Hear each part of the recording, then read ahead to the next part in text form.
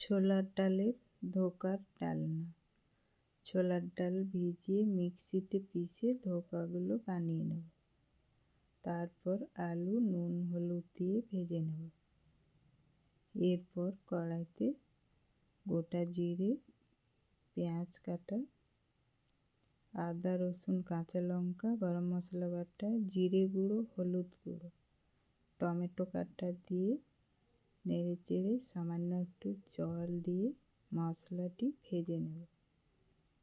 আন্দাজ মতো নুন, মটরশুঁটি দিয়ে কিছুক্ষণ কষিয়ে নেব। মশলা কষানো হয়ে গেছে। এরপর ভেজে রাখা আলু ধোকা দিয়ে 3-4 মিনিট কষিয়ে নেব। ঝোলের জন্য 2 কাপ মতো জল দিয়ে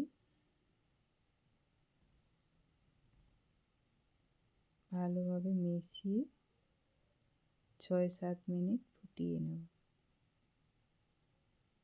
এরপর ধনেপাতা কুচিয়ে দিয়ে নামিয়ে নেব।